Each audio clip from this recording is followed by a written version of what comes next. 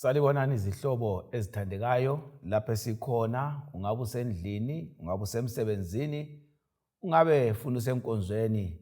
Kuhle sihlangane kule nkonzo uThixo asikhuthaza khona ukumsebenzela lokuya kuye ukuze umhlaba nxa ugoqa sibe ndawonye ekusindisweni. Asicimezeni sikhuleke.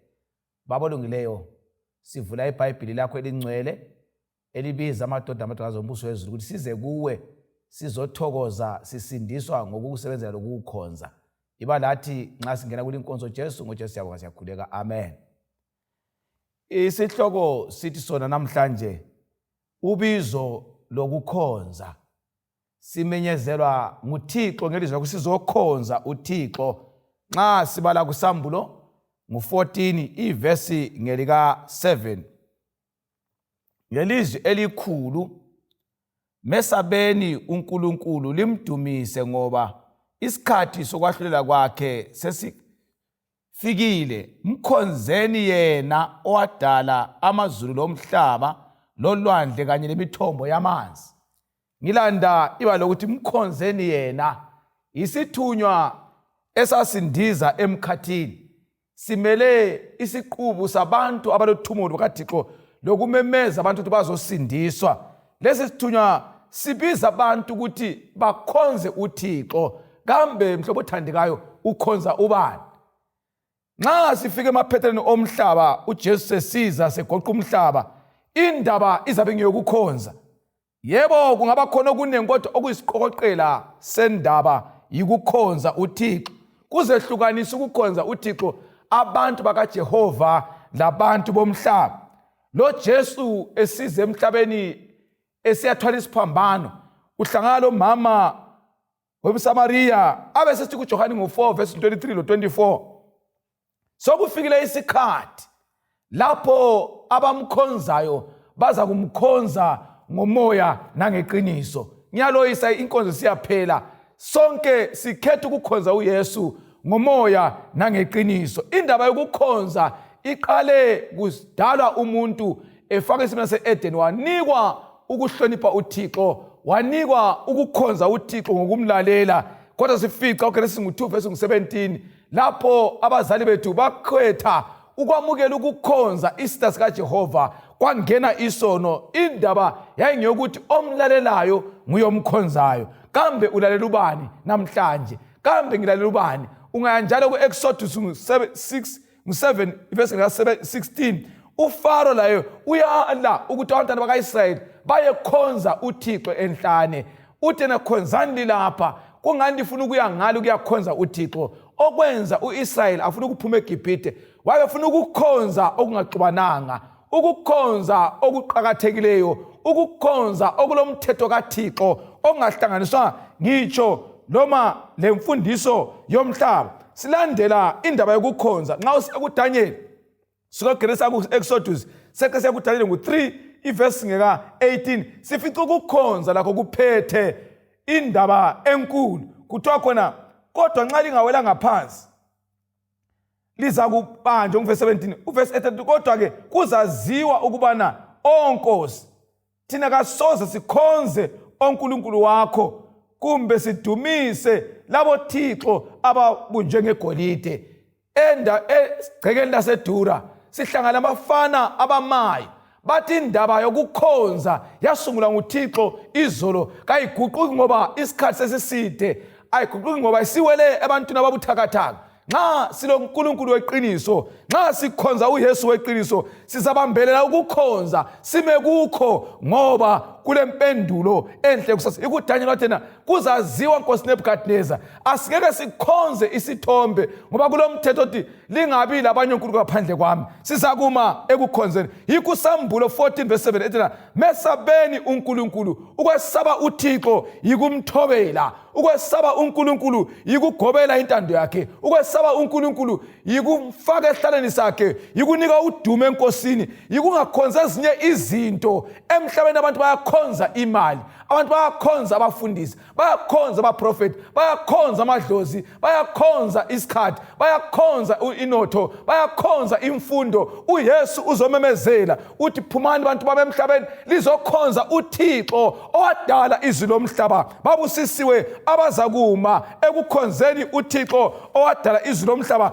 bamamele intando yakhe. Sifica kubana umhlaba ngokukhohlakala usukhonza ezinye izinto. Yikho ungavula iBhayibheli, ibhuku likaRoma, siyafica ukuthi umhlaba sowangena ukukhonza zonke izinto. uRoma 1 ivesi ngelika 25 iBhayibheli lihlona abantu baguqukile iqiniso likaThixo laba ngamanga, basebekhonza izinto ezidaliweyo kulokukhonza umdali onguye wabusisayo inaphakade. Mhlobo othandekayo, ngizobuza lokukhumbuza kubana kambe awukhonza yini indalo? Ngoba nxa ukhonza inkomo uthi ngukhulu, indalo uthi odale inkomo. Nxa ukhonza umsebenzi wakho yinto engasomdali wakho. Nxa ukhonza ibandla ungakhonza uThixo odala ibandla, ukhonza okuvela emuntwini.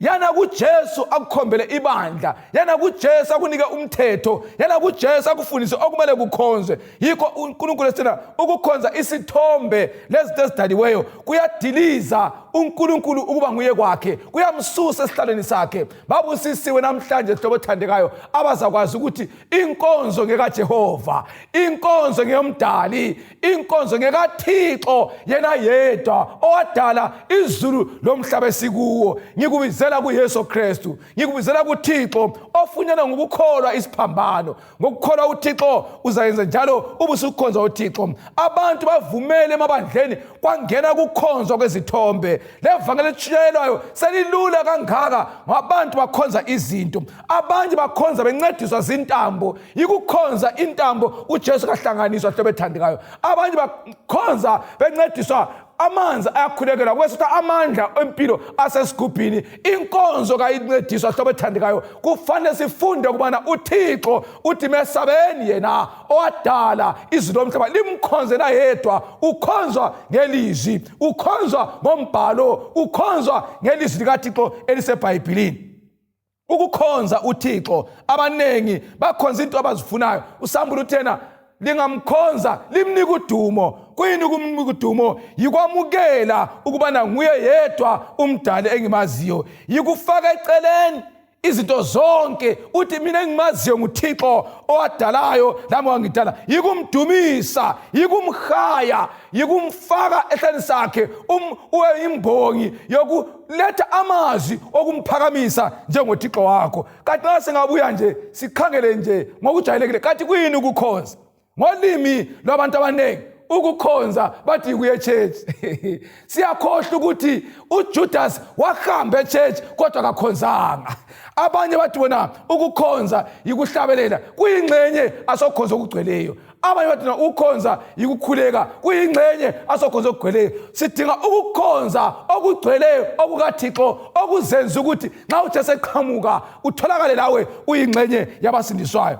Ngempela ukukhonza yisikhathi lapho umuntu enanzelela ukubana yena weyame kuThixo ukuphila kwakhe, weyame kuJehova inkambo yomhlaba kuyo, weyame kuThixo ukuthi avuke ekuseni aphenduke ntambama, ahambe abuye phila. Kumele ayame kuThixo ngokuthanda kukaThixo, uyazehlisa aphakamise uJehova, akhuphe ubumina, akhuphe ukuba nguye kwakhe, avumele uThixo abe nguye ophakanyiswayo. So ukunika udumo enkosini lokukhonza uThixo lihola lapho umuntu azehlisa khona uJehova, abe nguye othatha indawo, abe nguye umaphatha intambo zempilo yomuntu, abe nguye olawula impilo yakho. Uyalawula ukucabanga kwakho, uyalawula ukuhlabela kwakho, uyalawula ukwenza kwakho, uyalawula ukukhonza kwakho konke. Nxa usufaka uThixo endaweni yakhe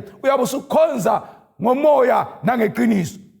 uJesu uthena kumamalwana kuzafika isikhathi, sesifikile, laba bamkhonzayo bazamkhonza ngomoya nangeqiniso. Lo Sathani uzamile ukuphazamisa abantu. uPaul uyaxwayisa abantwana bakaThixo nxa siya kuTimotheo 2 chapter 3 iverse ngelika 5 uthi yena balesimo sokukhonza kodwa amandla akho bengelawo abantu abanjalo babalekile ngizoxwayisa ngizolimukisa ngizocela iBhayibheli lithona abantu ngesikhathi sokugcina bazagcwala isimo sokukhonza bazahamba bayehlabela echechi bephuma bayenatha utshwala kanti umzimba ithempeli likaThixo elingafakwa indakisa bazahamba bayechumayela kodwa bephila impilo ephambeleyo bazagcwala emachechi kodwa begcina usuku olungasolo kaThixo olubusekileyo bazagcwala ezinkonzweni balesimo sokukhonza amandla okukhonza bewalahlile Abathandekayo ngizokunxusa kasibuyeleni ekukhonzeni uThixo ngomoya oyingcwele langeqiniso kuyini iqiniso nguJesu indlela leqiniso lempilo phakathi ungamamukela uYesu angene kuwe uzakhonza ngomoya oyingcwele langeqiniso uzahamba ngendlela kaThixo xa ubala ugwalo olubhalwe impikiswano enkulu great controversy ipage ngika 395 ikhasi ithona kakula muntu ozamukelwa ekukhonzeni kwakhe abe ingxenye yabantwana bakaThixo enkonzweni uJehova ayifakileyo nxa evumela izinto ezivela kuSathane ziphile phakathi kwakhe umuntu onjalo uyalingisa nje kodwa kakhonzo kugcweleyo mhlobo wami othandekayo ngizocela namhlanje ukubana kasivumeni uThixo asinike ukukhonza kweqiniso ukukhonza kukaThixo okukulalela umthetho kaJehova okukulalela ilizwi likaJesu ukwamukela uYesu njengomsindisi ubusuphila ngentando yakhe yikho uPaul yikho uPeter bala sokuthiwa khona bayekela ukuchumayela uYesu bathi ukuchumayela kuyingxenye yenkonzo bazwakala ku5 verse 20 imisebenzi bathi kungangcono ngilalele uJehova kulomuntu hlobo zangasithandekayo engxenye ukukhonza ngendlela evele ebandleni engxenye ukukhonza ngendlela evela kumprofeti engxenye ukukhonza ngendlela evela kumfundisi engxenye ukukhonza ngendlela evela kuwe namhlanje indlela yokukhonza ivela kuJesu indlela yokuphila ivela kuJesu indlela yokudumisa ivela kuJesu ibhuku elifananayo impikiswano enkulu great controversy page 588 uthena vuma ngibale ngesilungu ngikho umtshele the line of distinction between professed Christians and ungodly is now hardly distinguished umzila yahlukanisa abakhonza ngeqiniso abangcwele labangakhonzi ngeqiniso ababi kuthiwa usuncipha suphela ibandla lithanda umhlaba kangaka lo mhlaba sungene ebandleni uSathane uzimisele ukubambanisa ibandla kanye lo mhlaba ungabona likhonza sikhonza ngendlela engabhalanga eBhayibhelini engasoka Jesu sithetha umhlaba sawufaka ebandleni kwasala ukuhlabela ingoma zika Jesu kwasala ukukhuluma amavesi kwasala ukuguqa kodwa singekho kuThixo nanti ihola selifikile lapho bamkhonzayo bazamkhonza ngomoya nangeqiniso ngiyakhuleka mhlobo othandekayo bana uJehova akusize lama ngisize sifunde ukumkhonza ngomoya nangeqiniso ngawo siya kuEzekiel 33 iverse ngelika 31 verse 31 iBhayibheli liyakhuthaza ukukhonza uThixo ngempela kufanele uthena bheka beza kuwe bahlale phansi phambi kwakho njengabantu bakho bezwe amazwi kodwa bengawenzi ngemilomo yabo batshengisa uthando kodwa inhliziyo zabo zilandela inzuzo banengi hlobo ethandekayo abaye church besiyadinga ukunikwa inotho kayisokukhonza ukulanda inotho ebandleni hlobo ethandekayo abaye enkonzweni belanda ukuyakhomba lokuyaphuma lomtchato kasonkonzo hlobo ethandekayo kodwa ukukhonza kukaThixo kusobala uzabala ngekhaya nxa usiya kumahubo ngu96 kuyini ukukhonza ithi hlabelelani verse 96 verse 1 no 2 hlabela ingoma kaJehova ukuhlabelela uJesu phakathi kwakho uhoba ngomthetho kaThixo yikukhonza ngxenye ukukhonza uverse 2 no 3 ithi memezela udaba losindiso nxa usukhonza uThixo uzahlabela uJesu uphinde ujumayele awungeke wekele ukushumayela nxa ukhonza uThixo ukuhlabelela ikukhonza kuyingxenye yokukhonza lokushumayela kuyingxenye yokukhonza uMakhuba ku-96 verse 7 no 8 ithi nika letha okwethumi lemnikelo nxa usukhonza uThixo uzahlabelela uzahamba uyajumayela uzabuya unikele ngoba umsebenzi kaThixo uyaqediswa inzuzo umlimi asukuse ngayo babusisiwe abazakhonza uJehova ngomoya nangeqiniso bazahlabelela bazahamba bayejumayela baphinde balethe okwethumi lemnikelo okugcina 96 verse 9 ithi wokhonza uJehova wakho so nxa usukhonza okugcweleyo uzahlabela echurch uphinde ujumayele unika iminikelo ubusukhonza ungangena ebandleni uvala umlomo ka ukhonzi nxa usuphendukile kweqiniso uzahlabelela uhlabela kuvela ngaphakathi uphinde uyetshela omunye ngoJesu ikukhonza ubusunikela umnikelo ikukhonza ubususenza konke kube yinkonzo efaneleyo ngicela ukuthi inkosi sisize nxa sifika kumavesi engifuna ukuphetha ngawo nxa sivula uHebrews chapter 12 ivesi ngelika 28 iBhayibheli liyacaca lisivezela uThixo afuna sikwenze verse 28 ngakho ke njengoba sisamukele umbuso ongeke unyikinyiswe kasimbongeni njalo sikhonze uNkulunkulu ngokufaneleyo ngenhlonipho langokwesaba samukele umusa wesiphambano samukele umusa wozwelo lesiphambano uThixo uthena ngakho ke kasimkhonzeni ngenhlonipho uJehova singamamukela uYesu Kristu sizahlonipha umthetho wakhe sizaphila ngentando yakhe sizahamba ngendlela kaThixo sizayenza intando kaNkulunkulu ngakho ke kasimbongeni uNkulunkulu ngoba sinika umbuso wakhe onganyikinyiswayo ngakho asimkhonzeni ngendlela ethokoza uNkulunkulu iphindle ethokoza uNkulunkulu ukugcina umthetho kaJehova iphindlela yokukhonza ethokoza uNkulunkulu ikubisela iminikelo uAbraham wathi sekhonza okweqiniso kodwa akabe nikela indodana uthese esephakamise isandla esefuna ukuthi ayinikele umlimi wabamba isandla wathi sengibonile inkosi uyayesaba nxa ungalazwa ingrace kasambulo mesabe noThixo kawugodla iminikelo ngoba uyamesaba nxa usumesaba uThixo uzahamba uyefakaza ivangeli uyejumayela nxa umesaba uThixo uzahlabela ingoma zezulu awufaki efonini ingoma zomhlaba sokugcwele uYesu obusa impilo yakho nxa umesaba uThixo uzakwenza intando kaNkulunkulu yikathena mesabeni uThixo limkhonze yena owadala izulu lomhlaba usambulo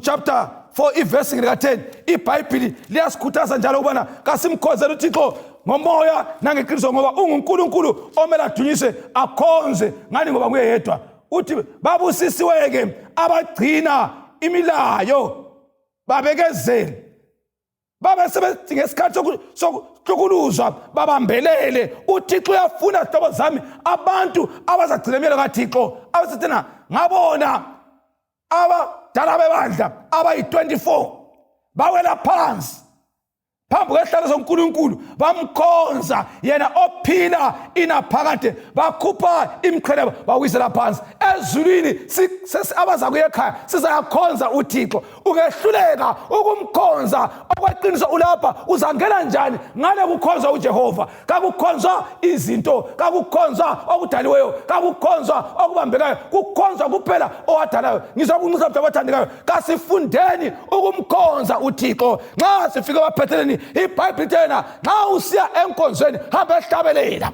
nxa usiya enkonzweni hamba ejumayela uphume uyefakaza abathi witnessing uphume uyenza iBible study uphume uyetshela abantu ngoJesu isimilo sakho kasikhonze uThixo sibe indonsela yokudonsa abalahlekileyo mhlaba othandekayo uhleli khonapho ubukhonza izinto hlala funa ukukhonza amadlozi utsho ukuthi izikhathi zokungazi wazixolela wazekhonza umdali wakho funa ukukhonza inoto wazekhonza umdali wakho sokufikile isikhathi sokuthi abamkhonzayo abayibi nami abamkhonzayo abasebandleni abamkhonzayo abasebhawa abafuna ukumkhonza abamkhonzayo abasemhlabeni kababuye bazohlala phambi kwehlalo zobukhosi ngoba 4 verse 10 uSambulu tena ezulwini baza kuyahamba phambi kwehlalo sikaNkulunkulu bakhothame bakhuphe imqhele yabo bemkhonze uThixo. Yikho ngisinamhlanje mhlobo othandekayo wozokhonza uJehova izinto kazikhonzwa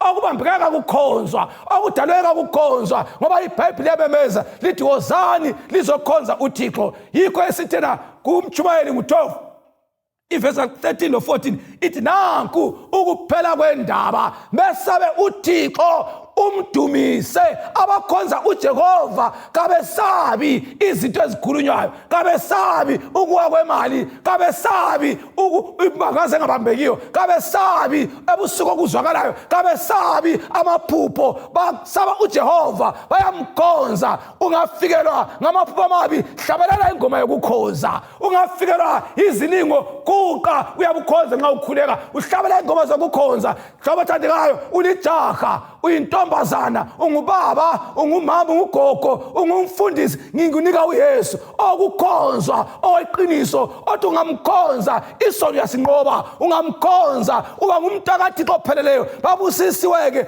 zahlala enyaweni zikaJesu bamkhonze ngomoya nangeqiniso. Ngizobuza kungabe ukhathaze namhlanje ngiyabuza mhlobo othandekayo kuyini okuhluphayo? Nasi inkonzo kaKristu Jesu ekhonzwa kuphela ngabamhloniphayo ngabeza kuye bekhothamisa amakhanda abo bavume wena uThixo unguNkulunkulu uThixo ungumnqobi uThixo nasi siya kuye simkhonza ngomoya nangeqiniso siza kufika emaphethelweni. Nxa siphethayo vuma ngikucela sokufikile isikhathi sokubana sikhonze uNkulunkulu. Angikwazi ukhathazwa yini, angikwazi kuyini akade kukwandezela empilweni, angikwazi funa uSathani ukwenza wakhonza inkomo wakhonza imbuzi wakhonza inotho. Nanti thuba uJesu akunika lona usaphila akukhonze uThixo ngomoya nangeqiniso. Umama weSamariya setshele njalo kuthiwa wachiya inkonxa wagijima wayamemezela wathi wozani ngapha ngimbonile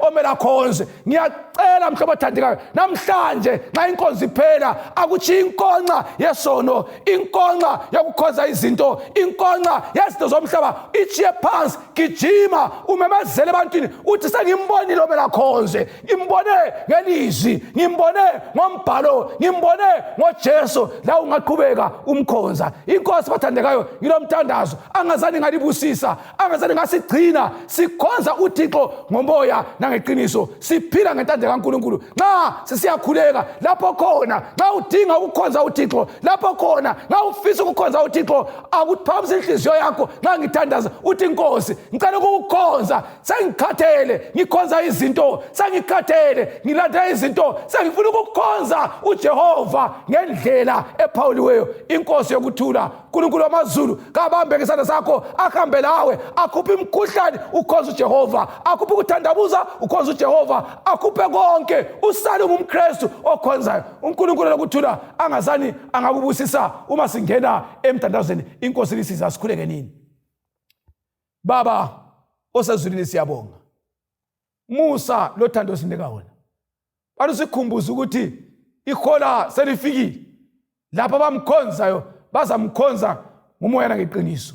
Nanti ubizo osinika lona lokubana sizokhonza wena sesikhathele ukukhonza izinto lo Sathane afaka sikhonza into ezingabambekiyo ngalo umthandazo langalelizwi besikhuleka siloyisa ukukhonza nawe yedwa kuphela owadala izulu lomhlaba lathi wasidala ngikhulekela ubaba okhathazwe ngamadlozi awule mimoya izinto khathazwe ibungane bomhlaba akumkhulule lo mama lo jaha lentombi lo mfundisi lo mthungameli sonke sikhonze uJehova ngomoya nangeqiniso. Siyabonga ngokuzumthandazo siyabonga Jesu ngokusithethelela siyabonga baba ngegazi lakho qhubeka Jesu uyinkonzo yethu ngenxa Jesu siyabonga siyakhuleka amen.